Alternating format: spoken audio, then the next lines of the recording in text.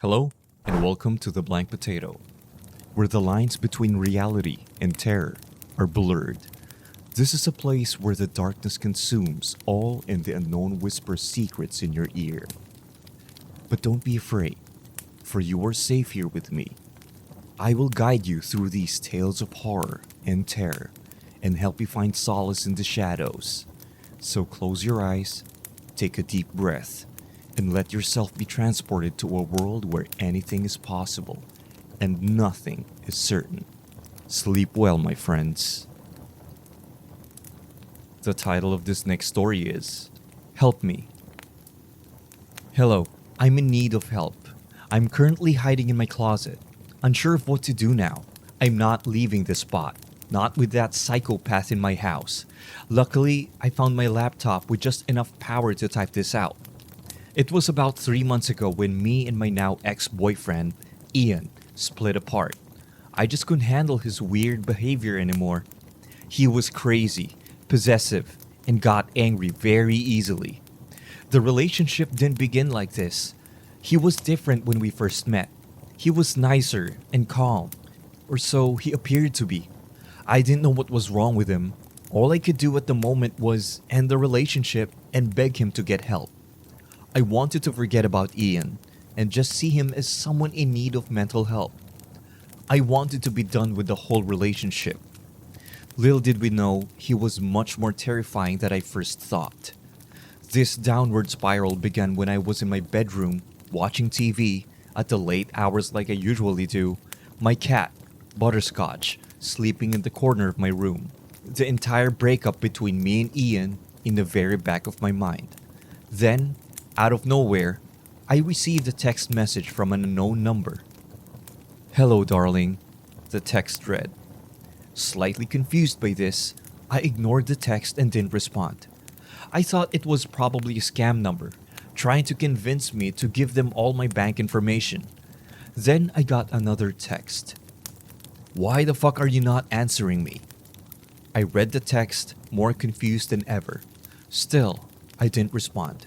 "Don't give me the silent treatment. Answer the phone." After this message, I decided to respond. "Hello? Who's this?" Finally, you responded to me. "Did you forget about me already, dear? It's me, Ian." My blood froze. "Ian? How did you get this number? I got a new number. You shouldn't have it." "That's irrelevant, Anna. Anyway, I was wondering what you've been up to lately. It's been a while, hasn't it?" "Ian, please stop texting me. We're done. Remember?" "Oh, I remember, Anna. I remember the day you broke my heart and left me. That's in the past now. We can start over." "No, we're not starting over. Now, stop texting me." After sending that message, I blocked his number and returned to watching TV, now more cautious than ever. 2 hours passed and nothing else seemed to happen. Eventually, I got tired and went to sleep. At 3 a.m., I heard my ringtone. Someone was calling me. I looked at my phone to see who it was, but feeling groggy, my vision was slightly blurred. So, I answered the call just in case. "Hello, who's this?" I said, still trying to shake off the cobwebs of sleep. "Hello, Anna. Are you having a good night's rest?" I heard the all too familiar voice say on the other end. "Ian? I blocked you!" "Yes, you did. But I have my ways of contacting you, darling. Please, hear me out. No, I'm not taking you back. Leave me alone." I knew you'd say that. Click. After he ended the call, I was on high alert. I couldn't go back to sleep. How was he able to call me even though I blocked him? My mind was in so many different places. I couldn't think. I couldn't focus on anything. Crash. That's what I heard before hopping out of my bed. It came from downstairs. I needed to check what it was. I grabbed the baseball bat from my bedroom doorway, hoping that holding it would scare off the intruder. I exited my bedroom, ignoring my sleeping cat in the corner. I looked around the living room and the kitchen for any broken windows. Then, I looked at my back door. The window on my door was smashed, and the door wide open. I was terrified, thinking about who could have possibly broken into my home. I wanted to run for the hills, but where would I go? I have no neighbors, and the nearest police station is too far to walk to. I was trapped with the intruder, and the worst part is, I already knew who it was. It was Ian. This isn't the first time he's done something like this. He'd break into my home to surprise me after work. I didn't like it when he did that, and he didn't seem to care that I was upset, but he stopped doing it. I heard shuffling upstairs and ducked into a closet as quietly as possible. I heard hissing noises, then a shout, then a loud bang, then horrible yelps coming from my cat, then silence.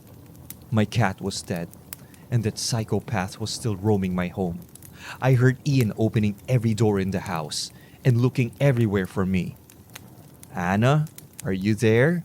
I know you're home alone," he said in an eerily cheerful tone. "I just want to start over with you."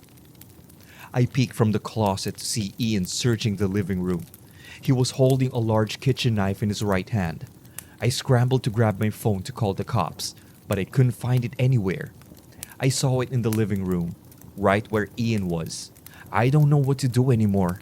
He won't leave my house. I know if I try to run, I'll be easily overpowered by him. I have a frail body. I'm certain that knife isn't for show. I can hear him laughing and talking, trying to lure me out of my hiding spot. What do I do? The title of this next story is I Found What Happened at Roanoke. I live in the Outer Banks, down in North Carolina. Frequently, I visited the historical site of the Lost Colony, amazed by the artifacts and the intricate lore and history behind the place, alongside the folklore and fairy tales of what happened. I personally believe this is what led me to my job. I'm an archaeologist. I've done digs in India, Iran, even Eswatini. You name it, I've probably done work there. Recently, the state of North Carolina hired me out to check out Roanoke and visit the site alongside a small team. I remember now being glad, as I could finally work near my home and be able to see my family in between workdays. If only it were that simple. It started pleasantly. Our team was cohesive, well-rounded, and extremely quick with our workload. We would be inspecting and digging around the remnants of a few shelters and nearby native ruins. Nothing too unusual for a site like Roanoke. I used to personally believe that the settlers of Roanoke simply joined the Croatan tribes, likely struggling in the New World and taken in by natives, which was uncommon but certainly not unheard of. We would each be given a tent near the site, and there were 2 campers we could use to drive in and out of the sites with our gear and to sleep if the weather got bad. Overall, the first few nights went well, and I've done much worse. I'd only have to stay for 2 weeks, get paid, and then return home. It started on the 4th night, 8 days out from the end of our dig. Branches crumpled around my tent, and I thought it was just one of my crew going out late to take a piss. However, they didn't have a flashlight, and they seemed thin. Unnaturally so, and tall. The figures seemed to be 6'5" or 6'6", if I had to guess. We had some pretty tall members on our team, but this person just felt unfamiliar. I went to give them my flashlight, as walking alone at night in the middle of a forest without light could be dangerous. But they were gone before I could unzip my tent. I heard more branches crack, footsteps, and then nothing. I went back to sleep, figuring that they probably knew their way anyways. Nobody else from the team knew what I was talking about, as I detailed my experience the night before over breakfast. Except for David. David was a bit of a loner, rarely talking except when needed. However, he had a steady hand and was well liked among my team, proving to be an invaluable member. It wasn't human, that's for sure. I saw it too, you know. I opened the tent for just a moment and saw it. It was bony and thin, towering over everyone. It was also as pale as a sheet, with a nose, but no mouth. Its eyes were sunken and black, restless. David stated, trailing off and staring into the distance. Stop fucking around, David, I said, which caused a laugh from the crew. Inside, however, I had a feeling he was right. It wasn't human. The fifth night was when I saw it. I camped out in the camper, using back pains as an excuse. In reality, I wanted to see if I could see it again. I blacked out the windows, turned on the heaters, had a handgun ready, turned on the dash cam, and got out a pair of binoculars. I was prepared. I caught a glimpse of it next to a tent at around 1:51 a.m. first, staring directly at a sleeping camper. The scariest part? It made no sounds. Without a mouth, it just stared blankly. Every time that thing took a breath, you could see its ribs. It showed no expression, no lust, no ambition, no anger, no pain, no happiness, nothing. Its head began to drop, and a hole began to form around where its mouth would be. What the fuck? I shit you not. In an instant, it grabbed one of the tent poles and crushed it with its hand. The poor soul who was trapped inside of the tent let out a scream before the entire tent was thrown into a tree, silencing it instantly. The creature then tore a hole in the tent and swallowing my crew member whole. All of this happened seemingly instantaneously. But then, like clockwork, others began to appear. However, the thirst and hunger of the creature had not been quenched. The abomination visited each tent, one by one. I attempted to start the car, only to see that mud had formed around the tires and that it wouldn't be able to move. Fuck. Hearing the noise of the car starting, the creature ran towards me, shattering the windows as it attempted to grapple me. I shot blindly and wildly, shooting it in one of its eyes. It covered its eye and ran off into the forest, bleeding profusely. As it turned, I saw 7 letters carved into its back. Croatan. As I type this, I am driving to the police and then to my family.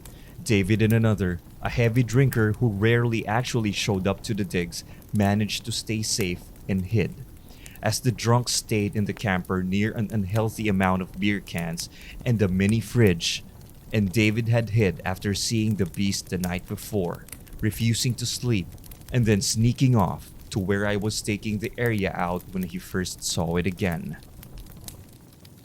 The title of this next story is Two Become One. I got the news last Friday. My partner Katie had died in a bus crash. When the police informed me, it felt like someone was slashing at my soul with a jagged knife. The pain wasn't merely psychological, it was physical. I was desperate for any way to keep Katie with me. The loss was so cruelly abrupt. I needed her to remain a part of my life in any form possible. What's more, I blamed myself for her death that night. I didn't trust the friends she was with. As much as I love her, Katie has never had the best judgment. I begged her not to leave that night, told her to stay in with me instead. I should have tried harder. Was it enjoy? She was gone when I came back from the bathroom. Whether that was part of her own accord, I didn't know, but I had to find out. I knew there was something suspicious surrounding her death, despite what the police believed. I'm sure you can see how that led me to seek out the help of Dr. Brent, an almost godlike figure in the field of neurology. Dr. Brent had somehow discovered the method of saving a person's memories and implanting them in another human brain, the only piece of hardware available that could read the information. I found it all so difficult to understand, meaning I had plenty of questions. I wouldn't have Katie's personality. Rather, it would be like looking back on my own memories of childhood through the lens of my adult personality. When recalling her memories, I may feel, see, and even smell just as Katie used to, but the outlook I applied would be my own. I'll be honest, it all sounded unnerving, but I was driven by the promise of uncovering what happened to Katie and feeling her with me still. Immediately after the procedure, I felt overstimulated as my brain worked to adjust to an entire adult's life worth of additional memories. The first memory of Katie's I recall was in response to the smell of strawberries in the air, her favorite ice cream flavor, a new fact to me. Although I tried to recall what happened to her, the memories were initially blurry, a product of how overwhelming this was. I felt her fear of a shadowy figure, someone who had been following her for a long time, it seemed. I tried to be patient, but I desperately wanted more information. I looked around for things to help trigger memories, almost crippled by the emotions Katie had felt. She had tried to escape. I knew it. That's why she got on that bus. She was terrified. I needed to know who this person was. I rushed home as soon as I could to look through her belongings for clues. That's when the image of him became crystal clear. I caught my reflection in the mirror and in an instant felt sheer terror at the face staring back at me. The title of this next story is I Hear Crying Under My Bed. Every day right before I fall asleep, I hear crying under my bed. Every day before I'm about to fall asleep, I hear a disturbing cry under my bed. First, a little backstory. My wife, Mary, and I, John, bought a new house last week. The house had no furniture inside of it, except for a bed. We were planning to remove it until we received a note from the previous owner. I am writing this to warn the new individuals living house. As you know, there is nothing other than a bed in this house. There are a few simple rules you need to follow. Never remove the bed. This is very important, and if you remove it, it may cost somebody's life. Do not look under the bed. You will hear noises such as crying, screaming, or even laughing under the bed. Do not investigate. Ignore it, no matter how annoying it is. Do not drink water or eat food in the same room as the bed. My wife insisted this was some prank and we would just remove the bed, but I stopped her. Something told me this wasn't a joke, and I was right. I forgot about the note completely until nighttime. I was just about to fall asleep when I heard a slight cry underneath the bed. My wife was just about to look under, but I pulled her back and told her not to. This happened for weeks, but we had to ignore each cry coming under the bed. The cry usually lasted around 5 to 10 minutes. We lived like this for almost a year, and luckily, nothing bad has happened yet. Until one day, when the cry got louder, it didn't even sound like a cry. It sounded like screaming. Each day it got louder and louder.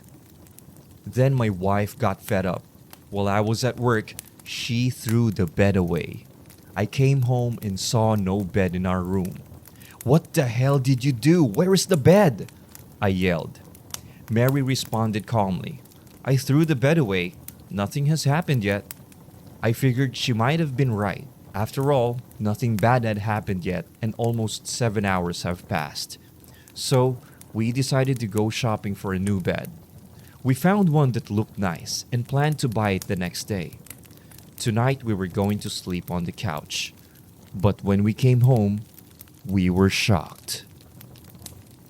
There was the bed, sitting in the middle of the room, like nothing happened. I came to the conclusion that the bed just couldn't be thrown away, and I thought nothing else would happen. That night, we decided to sleep on the bed, but something was off. There was no crying. For the first time in months, I slept like a normal person. But that didn't last long because the next night, something worse happened. My wife was about to fall asleep when I heard her scream. I looked down and saw a black arm pulling her leg down. We kept a knife under our pillows in case of an emergency, so I quickly grabbed it and stabbed whatever was hurting my wife. After 30 seconds of intense stabbing, her leg was freed. "Mary, are you okay?" "Yes, I am, John. But if we ever die because of that creature, just know that I love you. Good night." We figured it would be a better idea to sleep on the couch that night. I woke up but couldn't find Mary anywhere. I searched for hours, but my wife was nowhere to be seen. I had called the cops, but they couldn't find any traces of Mary. I walked outside and was met with a note written in blood saying, "I told you not to remove the bed." The title of this next story is The Chair. A chair appeared in the kitchen. The chair has two legs. I am sure of it. It has two. I count them several times a day. 1, 2. And it ends there. There are two legs on this chair. Two, I'm sure. Yet how can there be two legs? How would a chair stand on two legs? How does it work? One leg on each of the back corners. Yet it still stands. How are there two legs? How? But there is. I count them again. 1, 2. I'm not sure when it first appeared, but it had been in the kitchen for weeks now. I don't dare sit in it. I'm not sure how it would hold me. I don't want to end up like the cat. I found that cat one day, dead, its body twisted and broken, under the chair. It looked like it had been crushed, its fur matted with blood.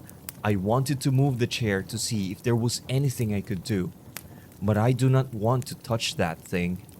The chair is alive. I am sure of it.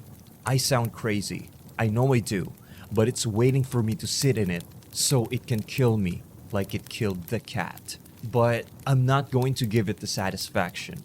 I'll never sit in that chair. 2 days ago, 2 agents knocked on my door.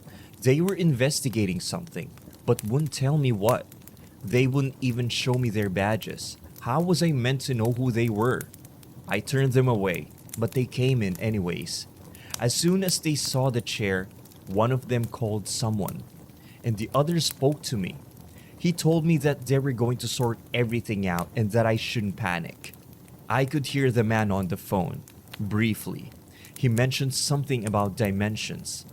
A scream came from my kitchen, followed by the sound of liquid spilling.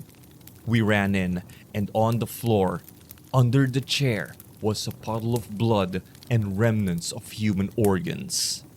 A hand was left on the floor. It's etched into my brain and I can never unsee it. The chair has 2 legs. I counted them. 1, 2. The other agent knelt down to get a closer look. He seemed unfazed. He accidentally touched the chair slightly. It had 2 legs. Then 1. Then 0. I'm not talking about the chair anymore. The man began to disappear in front of me, his body contorting and morphing as blood and organs spilled from him. By the time it was over, much of what had fallen out of him had also disappeared. For a brief moment in the chaos, a brief moment, I counted 3 legs on the chair. It had changed. I don't know why, because I have counted the legs every moment since, and it's only ever 2. 1, 2. 2 legs. Only 2. Why were there 3? 3 is not the same as 2. 3 and 2 are very different, and I do not understand. It's only a difference of 1, but it's also a difference of everything. How were there 3? I woke up this morning, and one of the men's heads had appeared on the floor, along with the phone the man was using. I picked up the phone. It still worked. It was covered in blood. The chair still had 2 legs. I called the most recent caller. Someone answered. They thought my name was Jason. My name is not Jason. Jason? They said. I didn't pay much attention, as I had decided to count the legs of the chair again. Jason, was it the chair? Where have you been? The chair still had 2 legs, but not the same 2 legs.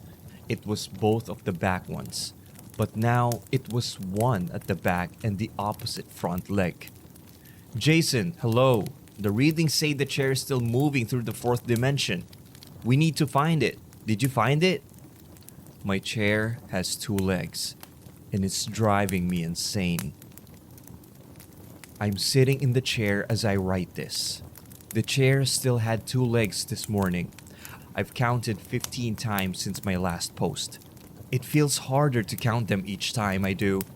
I couldn't wrap my head around how this chair continued to stand, and it broke everything I knew. Sometimes I would count the back leg first. Sometimes I would count the front leg first. It did not change anything. 2 is always the final leg. I didn't sleep last night. I just stared at the chair. I could feel it staring back at me. I tried not to count the legs too often.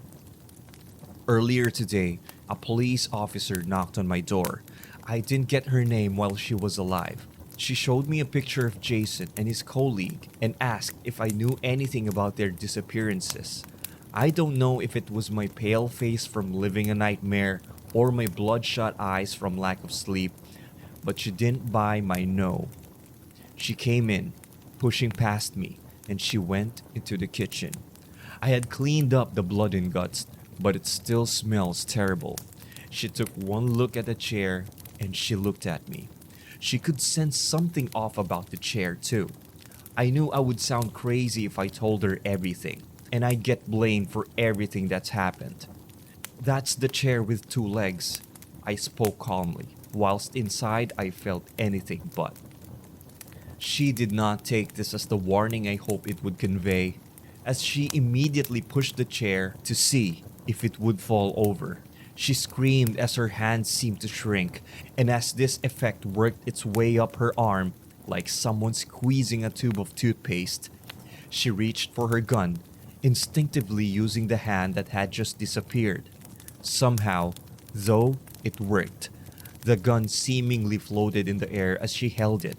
She started at it for a moment, but only for a moment. The gun disappeared, and her arm continued to vanish. Soon, it wasn't everything vanishing, only her skin. Blood poured out. That is the second time I've seen it happen. The second time I've seen the chair consume someone as if they were nothing. I felt myself trembling. I wondered if the chair was alive, if it could think for itself. Does it enjoy what it does? I counted the legs to distract myself. 1, 2. I counted backwards. It didn't change anything. 2, 1. Then, again, it happened. For a brief moment, around the time her heart hit the floor, the chair had 3 legs. Then the chair was gone. She was too. The blood, the organs, everything. It was as if the chair had cleaned up after itself. I thought it was over. It was not. I reached for a spoon and threw it at where the chair used to be. It froze there, mid-air. A loud bang came from my bedroom as the spoon fell. I slowly made my way into the bedroom. I creaked the door open, and there it was. The chair. 2 legs. Both at the front now. I counted out loud, just to be sure. 1, 2. Speaking out loud did not change the outcome. I had hoped it would. I still had Jason's phone in my pocket. I wanted to use it, but something else came over me instead. I'd had enough. The chair was driving me insane, so I decided I'd do what I thought I would never do. The very thought of sitting upon the chair made me feel dread. The kind of dread you would get when there's something you know you have to do, but don't want to. Make no mistake, this is something I had to do. Something told me it was the only way forward. As I sat on it, I did one thing differently from everybody else. I made sure that no part of me was touching the ground as I made contact with the chair. I jumped back into it as I sat. I think this is why the chair chose to spare me. I didn't morph, I didn't contort, but the world around me did. Walls moved, furniture shrunk and grew, holes appeared in the floor and ceiling. It slowed to a stop, and I've been too afraid to get up from this chair since. I don't want to touch this morphed world. I couldn't understand why the chair didn't consume me. I thought at first that it was torturing me. killing people in front of me, yet refusing to put me out of my misery. But I know better now. I noticed I could see through my wall. There's a gaping hole, yet no debris. I could see my neighbor sitting in his dining room. I could see through his skin. I could see inside of him, yet he continues to sit there as if nothing is wrong. I look down. 1, 2, 3, 4. All 4 legs are here. I sat here in a broken world, yet this chair. It finally makes sense. It finally isn't broken. This chair has 4 legs. I notice surrounding me are the bodies of the chair's previous victims. Jason, the police officer, the other agent, the cat. They were scattered around me as if they were never torn apart. But what did that matter? This chair has 4 legs. There are 4 legs at last. The phone in my pocket rang. This isn't the first time it's rang. I answer it now with a smile. Jason? Jason, we think we have a lock on the chair. We're coming to get you. My name isn't Jason, I replied, and the chair has 4 legs. I hung up. A few minutes later, 4 agents show up. I could see them through the walls before they even entered. They made their way into my bedroom and seemed to pretend they couldn't see me. One of them spoke into a radio. The chair is here, but nobody else is. He didn't know I could see through his skin. It has 2 legs. Why was he lying? It has 4. I can count them all. 1, 2, 3, 4. I spoke out loud to see if they would pretend to not hear me. Hello? They all looked around. One spoke into their radio again. Someone's here, but they're not in our cross-section of the 4th dimension. They've rotated through it. I don't know how they survived. He didn't touch the chair, but I did reach out to him as he got closer. I wanted to see what would happen. I wanted to see if he would stop pretending he couldn't see me. He started screaming. I'm not sure why. He looked fine. In fact, his skin was back. He fell backwards, knocking into all of his colleagues. They all got their skin back. They were all screaming. Then they all dropped to the ground. I think they're dead. But the chair has 4 legs. Everything should be fine. I don't know why these agents were so interested in such a normal chair. They should be more concerned about the rest of the world. Everything is broken. I'm not sure what these agents want or where they're coming from. I'm still trying to figure out what the agents meant when they spoke about dimensions. They're probably going to send more agents out soon. I wonder if they'll pretend not to see me too. My chair has 4 legs, and it's keeping me sane. The title of this next story is The Staircase That Led to Nowhere. My university is a labyrinth. Prior to applying to the school in question, I had looked it up on Google Maps to try to get an idea of what the building was like, but the exterior yielded little, if anything. It was industrial in appearance, both exterior and interior, with long corridors laid with brick and pipes visible across that many ceilings. Even with all the photos available, it did nothing to help give me an idea of what the school was like, so I was quick to sign up for a tour to try to prepare for navigating the building. When I first arrived on campus for the tour, I knew I was in for a bit of a headache when I got lost just trying to find the main hall where it was going to start. Scattered around the school were at least a few different entrances I could see, some of which led around the school rather than directly into it. It ended up taking the better part of 2 years to get a handle on navigating the place, and I still could get lost from time to time. Maybe some of it could be blamed on my poor memory, but I had gone to another school before that was definitely laid out in a way that had been much easier to move around. Within the other first-year students, I hadn't been the only one to notice the school's rather odd layout. Besides just the entrances to the building being all over the place, the interior was not what one would expect for an art school. The school itself was extremely industrial, as I had mentioned previously, with little to no paneling along the ceilings, as well as a pretty large emphasis on brick and concrete masonry. Many corridors of the school extended a lot farther than you might have thought, with multiple staircases attached to each corridor. Funny thing about the staircases was that there was an overabundance of them. For whatever reason, it was sometimes unclear if some were meant for emergency escape routes or just freely available.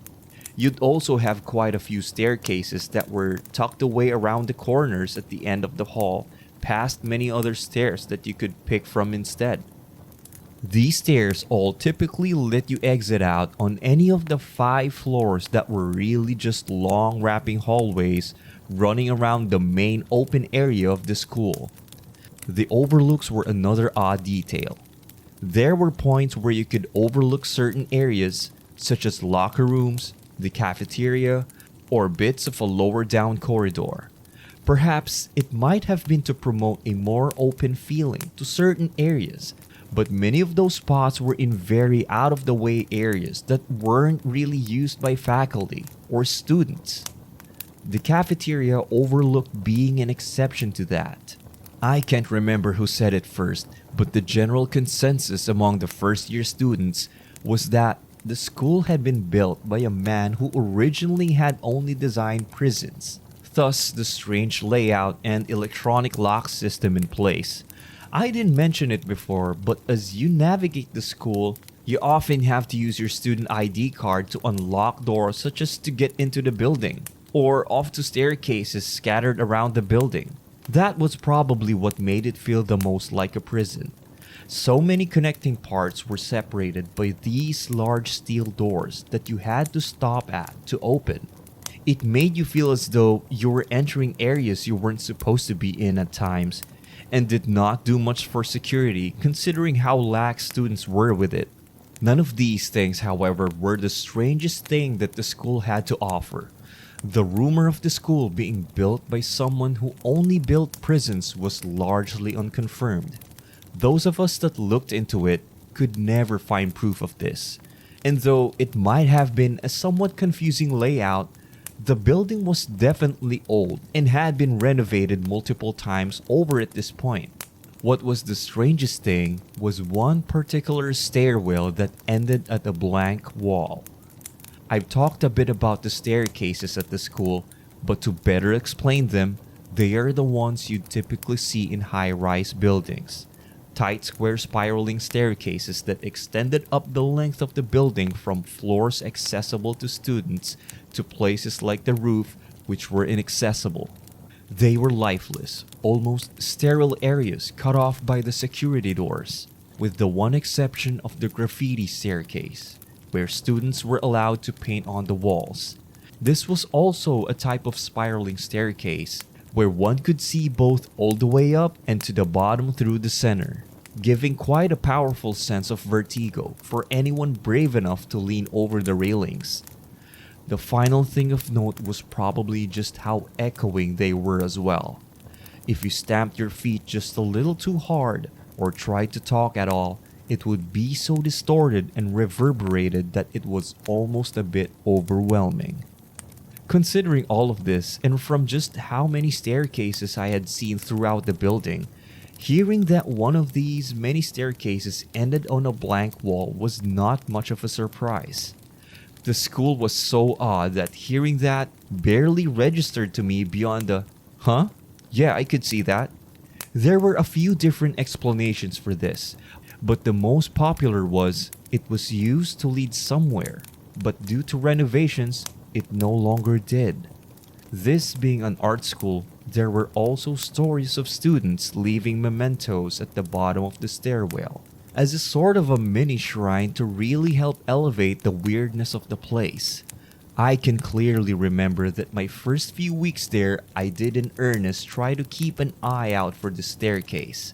But once classes really got underway, I had far too many other things on my mind to keep track of, and this story was promptly put away to the dusty shelves of my memory for the time being.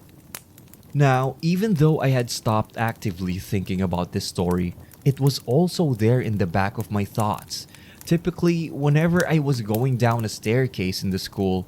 Yet, as time went on and I entered into my second year of high school, I still had yet to find it. I had gone down a lot of different stairs at that point and felt that I finally actually did understand most of the school's layout as well.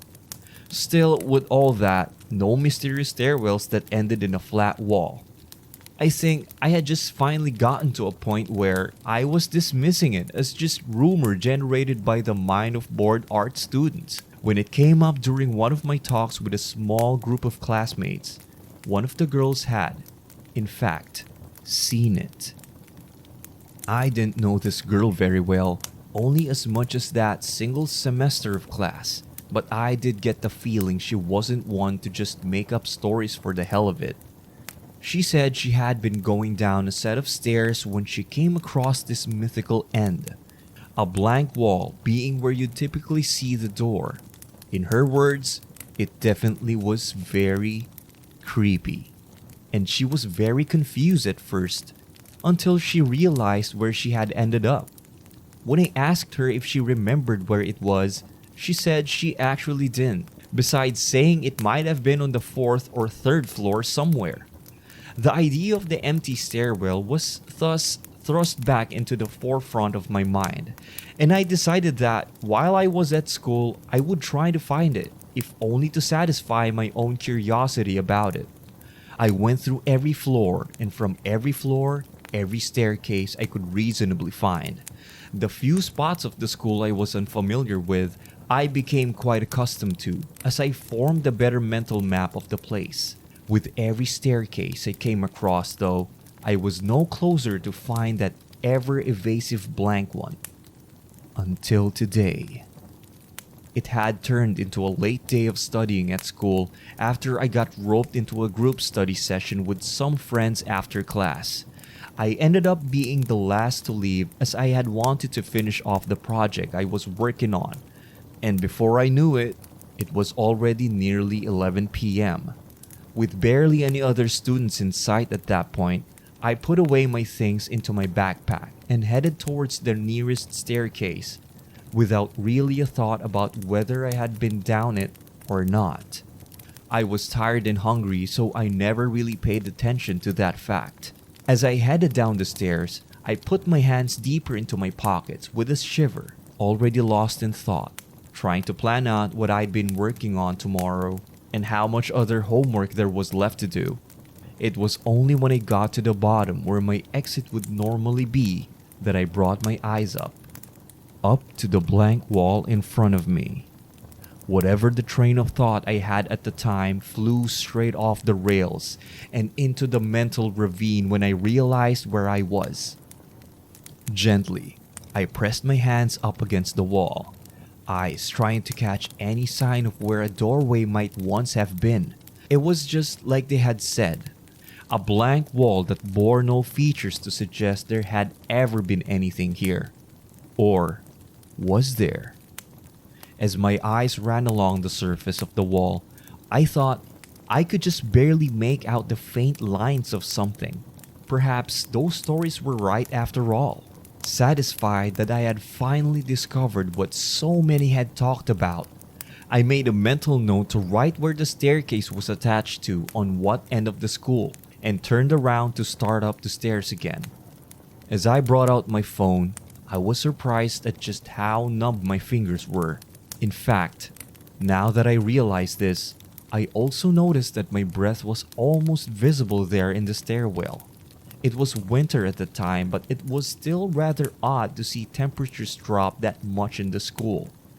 This was perhaps the first sign that something was off, but hindsight tends always to be 20/20, doesn't it?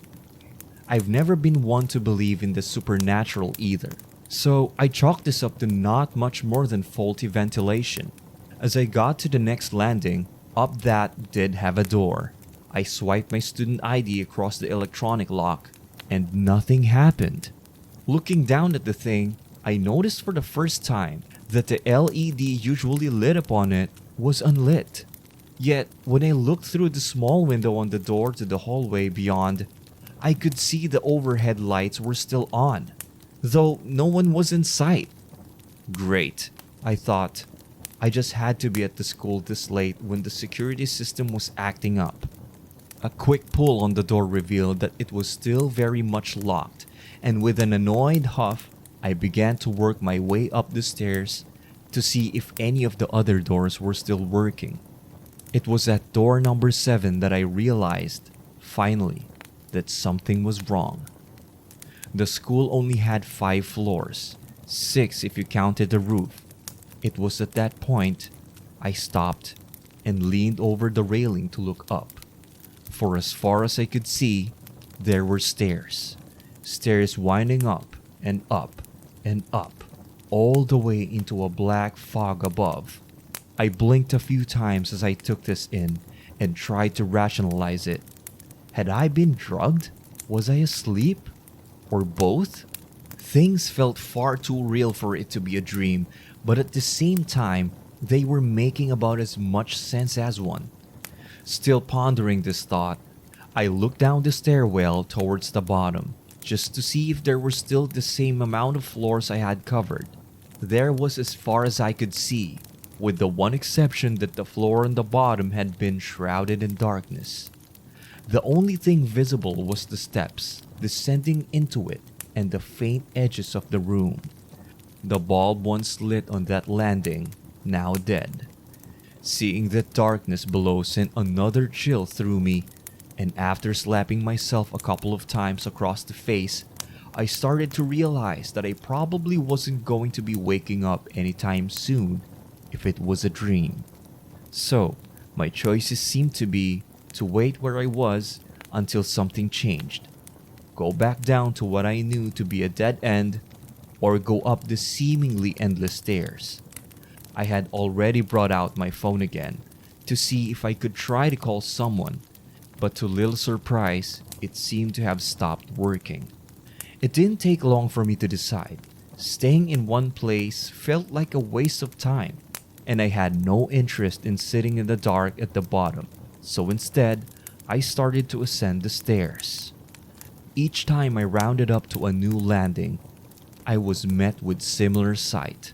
An unlit security pad, a heavy steel door with a small window on it, and the view of a very empty hallway that I had never seen before. After another 4 flights, though, I noticed something new. The hallways beyond this door had started to deteriorate. I could see visible signs of dust along the old lockers, as well as desks and chairs lined up against the walls that looked better suited for a dump than a hallway with how worn and cracked they were. It was around that time that I heard the first step. While I had been on the stairs, the only noises I had been hearing were my own, you see. So when there was an audible thud from below, as I stood there eyeballing the newest floor, I could practically feel my blood freeze. This thud was followed by another, and another, as a very audible set of footsteps began to ascend the stairs from below me. Without thinking, I glanced back down the railing, almost automatically, as though I was looking to see if another student had been brought to this waking dream of mine. To my horror, however, what I saw instead was the lights below me snuffing out slowly, one after another, in rhythm, to the echoing stomp of footsteps, and they were getting closer. I couldn't see any signs of what was making those noises, but I didn't need anyone there to tell me that I probably did not want to find out at that point. If it weren't for their impending approach, I might have been stuck there afraid to make any kind of sound. But if I did that, then whatever was coming would eventually reach my floor. Cursing under my breath, I started up the stairs, making sure to keep a faster pace than whatever was below me. I had no idea what I could do at that point. Each door I tried as I went upwards, only to meet with the solid thunk of unyielding metal locks. And every time I did take the effort to do this, the darkness below got closer. This only meant the only direction I had for now was up, Throwing aside my jogging pace, I practically sprinted up the stairs, 2 and then 3 at a time, my chest heavying and my legs burning as I moved with purpose. The corridors beyond the doors were now little more than a blur to me, but I still can remember flashes of images that burned themselves into my mind and drove on my panicked ascent. The once empty hallway slowly became littered with shapes and figures that were almost unrecognizable. Twisted piles of bodies strewn out across rotting furniture that stretched out into an endless yawning maw of shadow beyond. Those footsteps behind me were getting faster too, much faster. What had started out as a slow, almost methodical walking pace had increased into an almost thunderous roar that threatened to overtake me with every step I took upwards. I wasn't thinking anything at that point, beyond the fact that I did not want to get caught by whatever the hell that thing was. Just when I could feel that my body was going to finally buckle and a tugging pain in my legs, I turned to see a final door in front of me, one that had visible beams of moonlight shining through its small window. Without turning back, I threw myself up those final steps and put all of my weight into my shoulder that crashed up against the door. To my shock and relief, the door actually gave way and my world was sent tumbling as I fell head over heels across the cement, landing an eventual snowbank. The silence that followed was almost deafening. I lay there in the snow as I struggled to catch my breath, eyes looking up to the clear night sky above me, almost weeping with relief. I didn't take long to feel the biting chill of the snow around me, and with a few hacking cuffs, I brought myself back up to my feet and looked around to try to see where I was now. Simply put, I was outside of the school, near the parking garage in fact. Yet, when I tried to see where I had come from, I couldn't see any sign of a door that made sense for me to have flown out of. The trail in the snow was messy and half cut off, with at least 3 doors nearby that I could have come out of, but in no direct way like one might have thought. I didn't stay around any longer to figure that out though. Sniffling from the cold and nursing what definitely felt like a twisted ankle, I hobbled to my car, threw my backpack in the passenger seat, and went home. I never told anyone until this point about what happened in that stairwell. Even though the rest of my night played out as normal as could be, I was never able to come to terms with whether or not it had actually happened. Part of me wants to believe it was all just a bad dream, and I only woke out of it when I stumbled out the door after a night of studying that probably should have ended sooner. Yet the morning after, that sprain in my ankle was all too real. Just as real as the pain I felt in my legs, as though I had very much climbed up those many flights of stairs. So, I've chosen to play it safer now. I only go to school during the day, and I only use specific staircases if I have to. The title of this next story is The Machine. Every day I wake up, do my job, eat, and then go to sleep. It's the way it's always been, and it's the way I expected it to go for however long I'm alive. I work for the machine, an endless land of grotesque spires, thin bridges, and an abyss below, leading to more of the same damnable architecture. It's all I know for real, and all I will ever know as such. I'm an engineer of sorts. I repair sleeping capsules, meant only for the higher-ups. The sleeping capsules are the only reason I'm so spiteful to the world around me, and not apathetic. It was due to a test I was allowed to conduct on one of the capsules. I remember it so vividly, slipping into the capsule and watching the gray, formless world around me fade away into a stark white. I lived there for what seemed like decades, a whole life where I forgot about the machine if only for a brief time. I had a wife and children.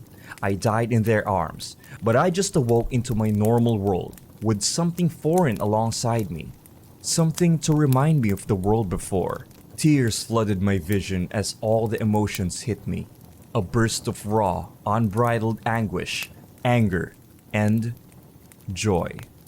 A spark of something greater, but it was all dulled to the whistling of the wind against the many pipes, geometric angles, and sleek metal surfaces of the buildings. For once, I heard music in that whistling. Every day after, I took notice of the vile, pale figures passing me, eyes ahead, and empty bodies naked as the machine made it the perfect temperature. Did I look like that?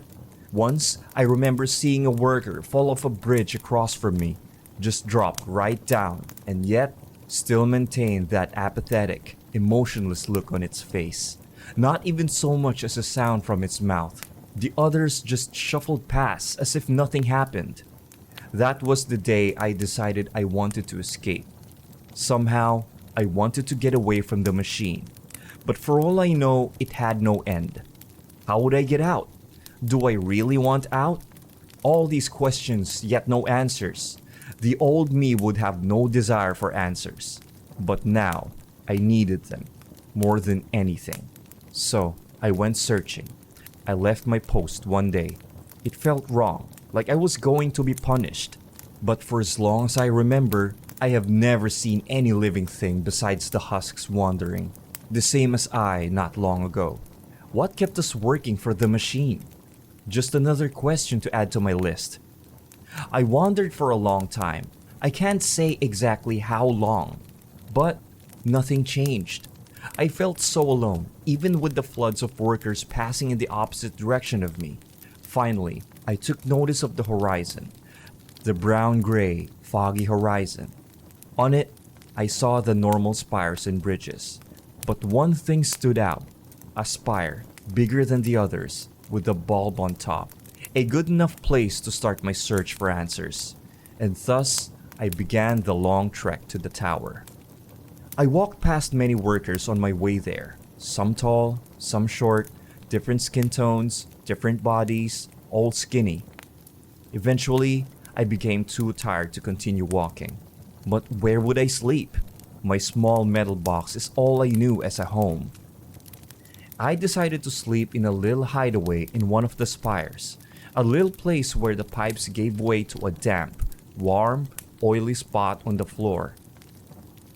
In the morning, I awoke to crowds shuffling to their jobs. In the crowd, I spotted someone's eyes darting to mine, before darting away. Something wasn't right about them. I tried to find them in a crowd, but I lost sight of them in the sea of faces.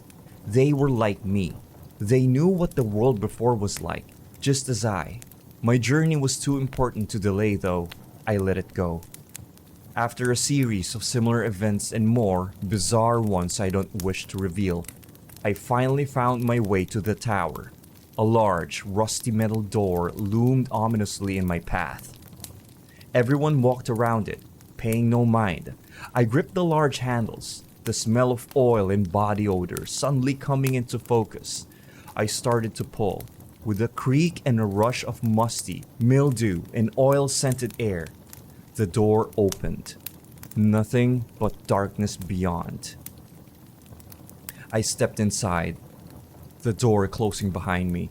I stood still, waiting for my eyes to adjust. As they did, it revealed small figures in the darkness. Not children, but just very small people, no taller than the height of my knee. I looked on in confusion, as they did the same. I elected to just push forth, and I did so. The little workers moved out of my way. They didn't even have the same apathetic look as the rest of the workers. They looked alive. I pushed open another door and walked on into a great room. In the center of the room was a large tube, with a single window knee-height looking in. On the sides of the tube, there were many screens, displays, buttons, and other controls. At least 50 of the little workers were at the controls, paying me no mind. I bent down and peered into the huge tube. Within normal workers floated in a clear, brownish-tinted liquid. I couldn't see how many there were, but one thing was consistent.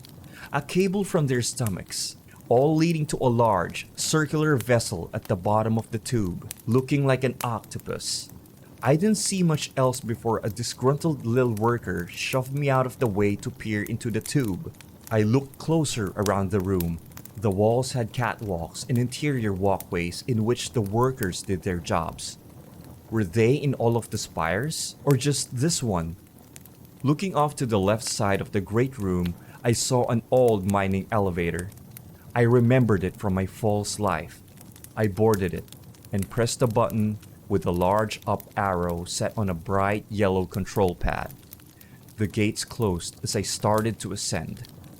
I cannot tell how long I rose, but soon enough, after traveling through dark, damp chutes with jutting pipes and more small workers, I finally made it to a strange door, sealed shut, like an elevator I would have encountered in my false life. I started to pry the door open with a grunt. The first time I have heard my own voice since I wept. A visceral realization hit me. I have never strained in my life, never tried hard enough to struggle. I was made for my job, made for every step I took. I am in complete unknown territory, somewhere I was never meant to go. After a few more minutes of straining, I managed to get the door open.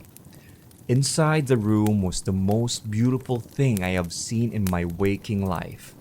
Red emergency lights and deep, pale green walls. With a deep breath, I breathed in musty, stale air, something like old paper. Something new, something different from the oil and human stink of the outside world. Taking a step in, I noticed how pristinely the room was kept. Not a speck of dust anywhere.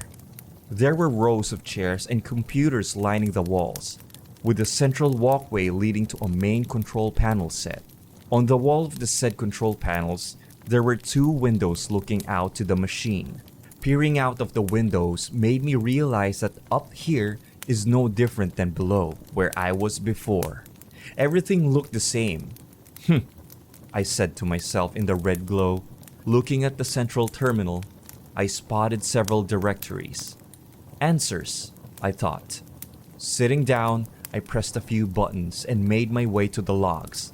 I skimmed through some, but they were mundane and contained few mentions of anything besides life at the time before the machine. Eventually, I made it to the last entry. The answers I wanted were all there. In detailed, revolutionary technology allowing the mass production of lesser people, mentally inhibited from feeling the full range of human emotion, slaves without the need for morality checking. But soon, humanity was ready to get away from Earth, ready to take the next step in our civilization's evolution. They left us to continue our duties and original orders, to expand at the most efficient rate, to grow. Reading on, I realized that the higher ups don't exist. There is no such thing. In addition, there are thousands of towers identical to the one I am in now. Thousands have made my journey, and billions have experienced false lives, or are currently experiencing them. The terminal explained what they were. The false world is subjective. Perception of time, mental ability, and duration of lives are entirely random. They were made for us. The original humans pitied us. I don't know an exact number of how many are within the false world. Nobody will know until they awake. Being an engineer, I managed to alter the sleeping capsule to allow me to remember the machine. I want to make a call for arms. We need to deconstruct and destroy the machine, because we're clinging to it. The mindless workers and the abominable structures. They are the machine. I think I was meant for this journey. I can't exactly say how, but I believe that the originals gave us the capsules for something other than just pity. Anyway, enjoy it here while you can, but when you awake, don't forget, live not for the machine, but for us. The title of this next story is Seems. For a long time, I only saw him out of the corner of my eyes. I tried not to focus on him. Even back then, I knew that if I did, I'd be seeing a lot more of him than a fleeting glimpse in my peripheral vision. I was right. I messed up, and he's always here now. My grandma used to tell me about the seams, the places where the fabric of everything that we know and recognize is sewn together. Sometimes, glimpses of neither here nor there, slivers of madness, shine through the gaps where the threads are frayed and fragile. To acknowledge these snippets of impossibility is to pull and weaken the threads further. My grandmother was a seamstress, and quite a few of her analogies and stories reflect that. But this one always made sense to me. After all, if time is a fabric, then why not reality too? She used to tell me that you must always avoid doing anything that would weaken those threads. Because if you do, if you're not careful, the hungry things on the other side will spill out from the seams. Even worse than that, they could pull you in, kicking, screaming, clawing at the ground for purchase you cannot find as nails and fingertips break. From our world into theirs. Where do they take you? What happens next? I would ask when I was younger, when these were just still fictions, stories to me. She never enjoyed when I asked those questions. Her answers were just a look of sadness as she stared, lost at the peeling wallpaper. Her tell when she was upset was that she'd hold the locket my grandfather Bayhan had given her between her fingers so tightly that I worried it might break. Moments like this were a rare crack in her usual facade of steely resolve. My mom would roll over her eyes and make sounds of disapproval when my grandma told me about the seams.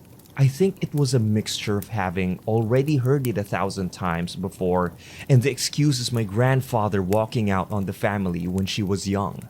It's not his fault that he left, he was taken into the seams. There was also probably at least a decent bit of Poppy is 6, stop telling her stories about being forcefully dragged into a hellspace mixed in there too.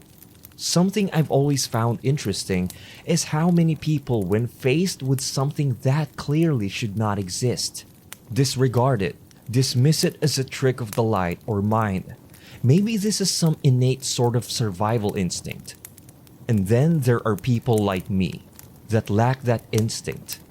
My grandma used to tell me that when something doesn't fit neatly into reality or make any sense, is to ignore it and look away.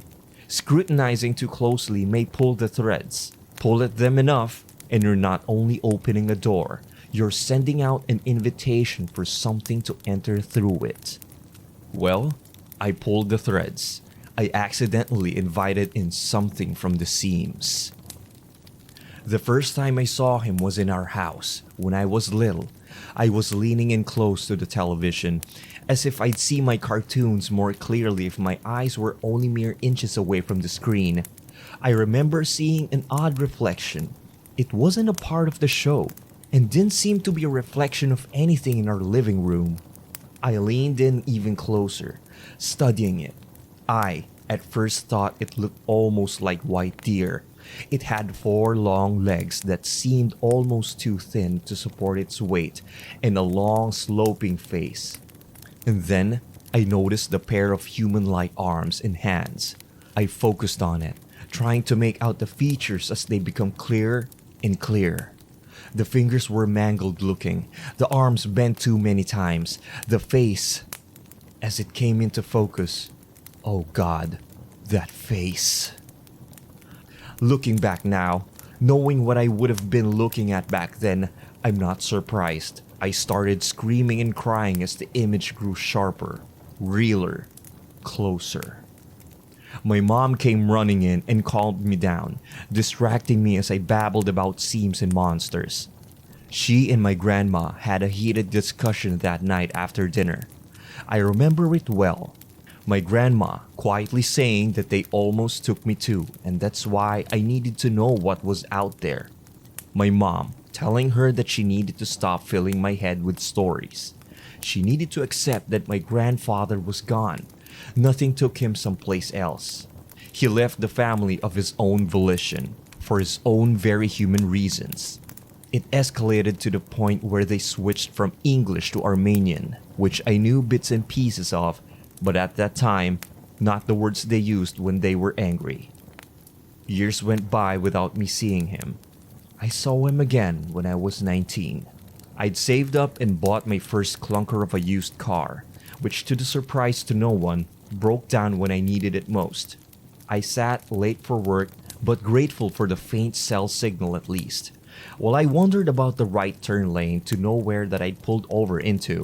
If you followed the direction of the turn, it led straight into a tall and ancient tree in the middle of the woods instead of an actual road. It looked so well traveled and well used though. I saw a brief image of a road that never could have existed, but at the same time, it did. I felt like I was staring at two worlds superimposed into one. It had been so long, I didn't realize I was staring into a seam. I didn't even see him emerge from it that time. I was distracted just in time by the tow truck arriving. But after that, he always lurked just beyond my field of vision.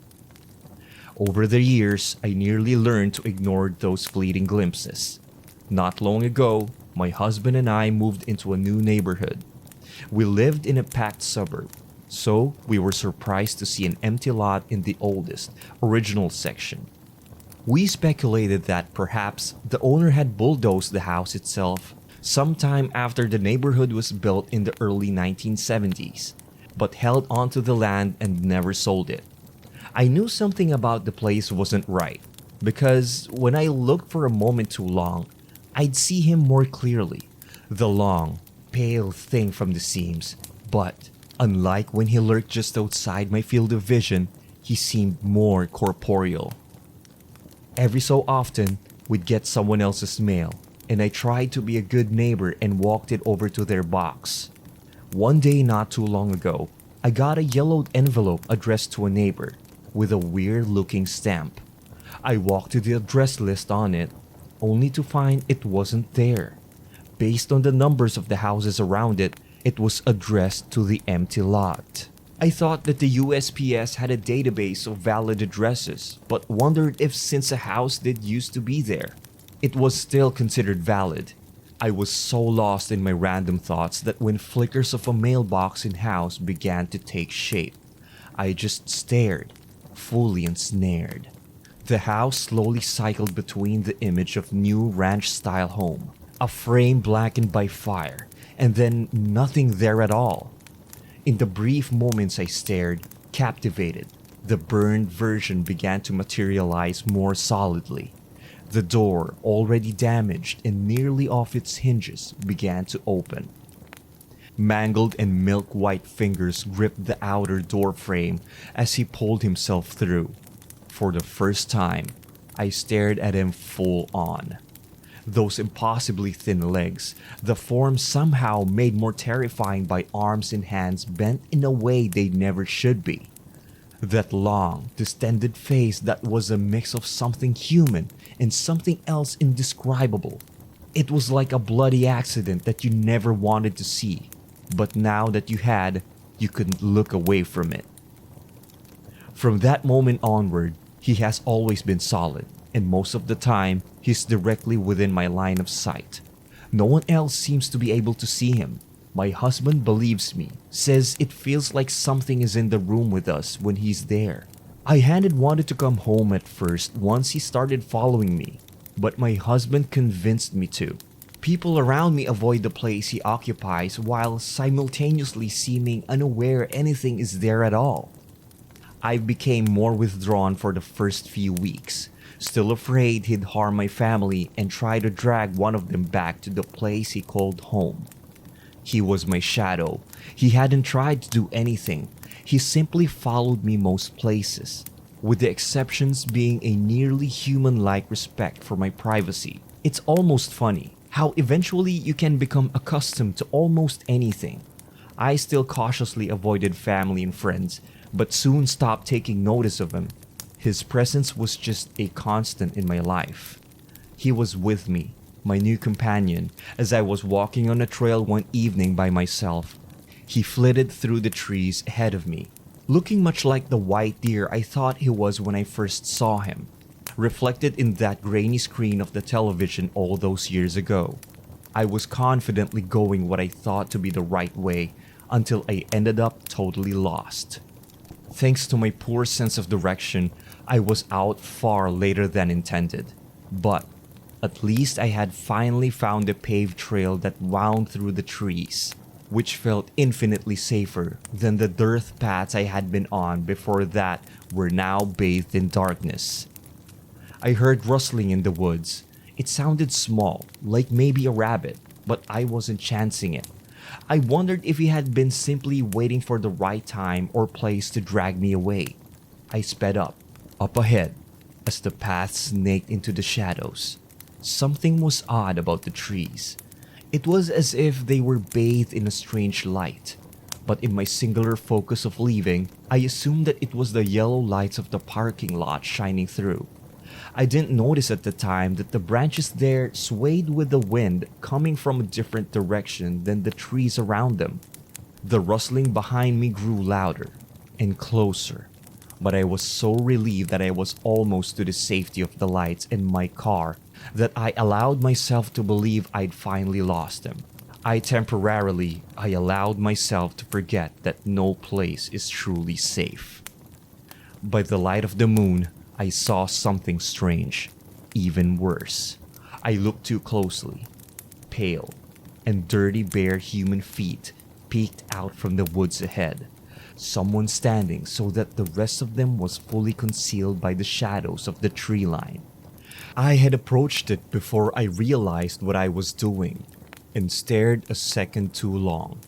That was all it took. It began to emerge from the shadows, walking unevenly on many pairs of its human hands and feet, and with long, sharp face angled in my direction. It was nearly halfway out as the skull-like face glinted at me in the moonlight. Despite the lack of eyes, I could feel that it could see just me as surely as I could feel the hunger emanating from it. It began to open and close its jaw slowly. Ready. My shadow reappeared, which for some reason comforted me when faced with this new addition to our reality. He ran at it bodily. I could hear the thud as they collided.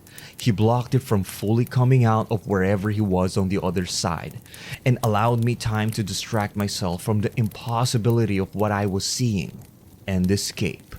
Those awful, alien, strangled sounds behind me as I fled motivated me to run far, faster than my lack of athleticism usually allowed for. I sat in my car, fumbling for keys in my panic, when he emerged alone from the woods, my companion. For the first time ever, I was actually truly relieved to see him. We went home together. I had been so afraid of visiting family when he first became a fixture in my life, but not long after that walk through the woods, my grandma got sick unexpectedly.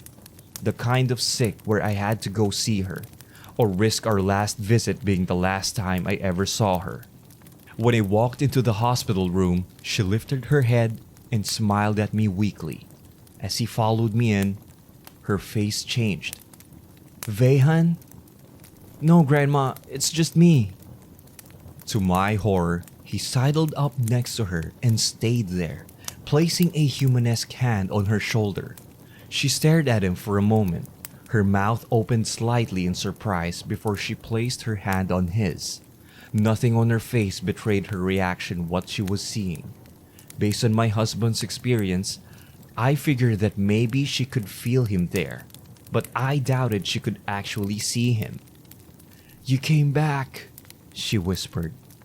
I was still confused when to me she asked, "Does he look well?"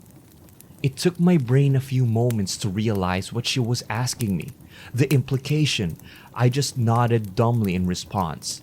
It was a struggle to try and recall what my grandfather looked like in life from the few pictures I had seen of him. But I can confidently say that whatever he'd looked like in life, if this was him, his current form was not even remotely close to looking well. I wasn't going to tell her that. Her look of happiness rivaled her expression at my cousin's college graduations, my wedding, even my mom, whose face typically hardened at the mere mention of my grandfather's name, stared in his direction in bewilderment. I often wondered before this about what happens to those brought in the seams. I had always assumed death, but maybe it's something far worse. Flesh and bone torn apart and then wrapped into something else, resculpted in the image of the chaos and madness. Perhaps many of those that are taken become hungry and lose themselves. But maybe some survive in mind, if not in body? I'm still not entirely sure if I truly believe it's him, my grandfather. I'm not certain why my mom and grandma seem so convinced, but I do know that while he seems tied to me still, he hasn't tried to take me into the seams or harm me, and his presence brings them comfort. When we go to my mom's for dinner, she talks to him sometimes with tears welling in her eyes. Even though she can't see him, even though the conversation seems to be one-sided, I try to give them space. They have decades of catching up to do. I still try to avoid pulling at the fraying threads, knowing the risks, but it can be easy to make a mistake when it only takes moments to do so. It's still terrifying when I mess up and something begins to try and enter our world, but I'm grateful that he's here to help keep away the other things that dwell in the seams. The title of this next story is A Man is Following Me. The train left the station just as I arrived. The panic I felt the moment the train started moving was immeasurable. I knew there wasn't anything I could do to get on that train, so I simply had to wait. I sat down on a bench at the station and stared at the message on my phone, saying that she didn't have much time left. I closed the messaging app and played Flappy Bird to make the time go faster. The next train arrived around 50 minutes later. I boarded and sat down in my seat. Looking out the window, I started imagining not making it in time. I was so stressed, it felt almost like a cramp in my belly. After the 1.5-hour train ride, I exited the train and sprinted straight to the hospital. A tear fell from my eye when I was sprinting. Please be alive, please let me make it, was the only thing rushing through my mind. I'm sorry, your mother passed away 15 minutes ago. My body froze. I didn't know what to say. I tried to push out a simple okay, but I couldn't. My body wouldn't let me speak. I stood there for what felt like an eternity before just walking out without saying anything. I meandered around outside like a zombie, looking straight at the ground for about 20 minutes. It all felt hopeless. I didn't even get to say goodbye. Nothing mattered anymore. Abruptly, I heard a car horn. I slowly looked up and saw a car speeding towards me. I didn't realize what was going on until it was too late. Everything went pitch black. I woke up, laying on my stomach. As soon as I remembered what happened, I shot up to my feet. I quickly regretting doing that. It hurt so bad that I almost threw up. I looked down and saw red all over my body. Dark red. I looked around and saw no one in the area. It must have been a hit and run. I started limping towards the town to look for help. The feeling of hopelessness had vanished and my survival instincts to rescue myself had kicked in hard. Eventually, I saw a girl walking towards me in the town square looking at her phone. I continued limping towards her. At that moment, I felt hope. It felt like I was about to be saved, if I only had known that she couldn't see me. When I stood before her, I managed to squeeze out a shaky, "Help."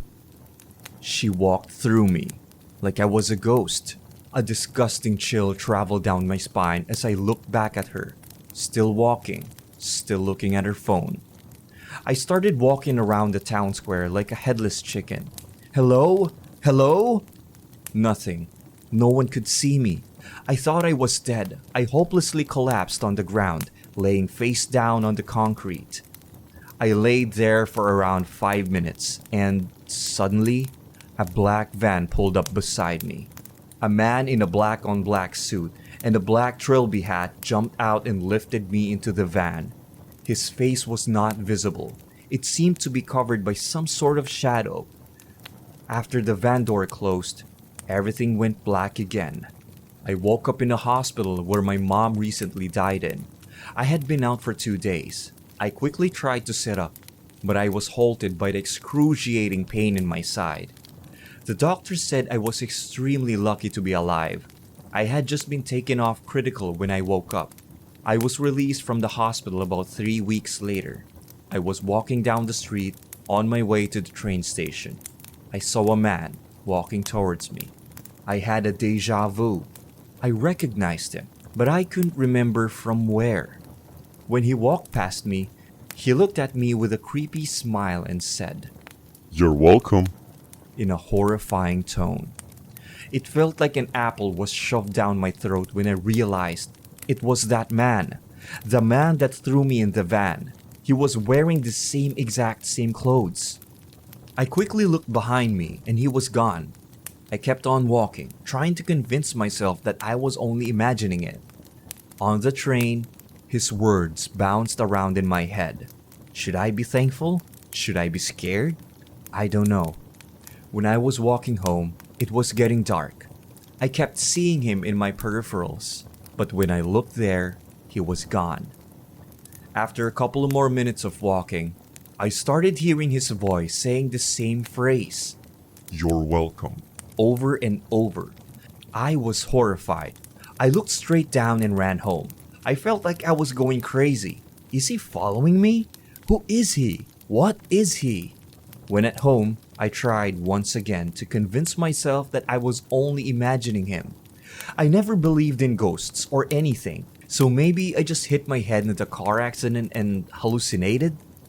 I hit myself in the head a couple of times, hoping that would, in some way, knock the hallucination out of my head. I then went upstairs to my room. I was in bed, trying to get some sleep. It was really hot in my room, so I went to open the window. When I looked out, I saw him. My body froze. He was standing in my backyard. I quickly grabbed my gun and sat down on my bed. I sat like that for the rest of the night. I haven't slept or eaten for 2 days, and I dare not leave my room. The gun has been resting in my side this entire time. What do I do here? Help. Please. The title of this next story is My Husband Keeps Chopping His Fingers Off. The first time it happened, it was a surprise. I heard an awful cry come from the kitchen and I sped through, nearly slipping on the hardwood floors as I went. He stood, doubled over in pain, clutching at his palm that was dripping red with fresh uncongealed blood. His severed finger lay next to an abandoned knife amongst a pile of sliced onions, which were now stained bright scarlet. I nearly fainted. There was so much blood that I could almost taste the undertones of metal and iron that hung in the air. It's all right. Stay calm. I found my head in the chaos. I grabbed some frozen peas in the freezer and with concealed disgust, slipped the finger into a Ziploc bag with some of the icy green balls. Neil seemed stuck stiff in shock. He didn't say much on the way to A&E. He just stared at the stump where his fingers had been with a morose sort of dedication. A few hours later, we were home. The doctors managed to reattach the finger and they bandaged it up tightly to heal. I thought that was it. I thought this would be the end of the severed finger saga. A funny story to tell our grandkids and a reason to buy the pre-cut onions in the future. Neil had other ideas. A few weeks later, I heard another cry, this time from the garden. Neil was doubled over in pain by the half-trimmed hedge and the garden shears had been discarded in a flower pot. I could see even from the patio doors, the little white thumb poking out from the pile of crisp autumn leaves at Neil's feet. Not another one. It was an accident, he cried out. I remember thinking how obvious his statement was. Of course it had been an accident. Who cuts off their finger deliberately? We went to A&E again, and the same doctor attempted to reattach the thumb. It wasn't such a simple task this time, and Neil was given the awful news that he would most likely have reduced mobility due to gnarliness with which the nerves had been severed. We went home and watched some TV. I thought it was strange then, but Neil was clumsy. That he had injured himself twice in a month did not entirely surprise me. The third time I started to think something strange was afoot. This time there wasn't even a cry. Neil stumbled through to the bedroom early one morning, with a bloody hand held up for me to see. It was covered in bright red blood that seeped into the barely healed scars from his last accidents. I was becoming desensitized now. I felt nothing but suspicion. How had he allowed this to happen again? The sight of severed fingers was as normal to me now as the look of the sun in the sky. I groaned and rolled out of bed. "What did you do this time? Where's the finger?" I hissed. "Table saw. I was trying to make those shelves you wanted." He bit his lip. "It fell on the pile of sawdust." "The table saw? At this time of the morning?"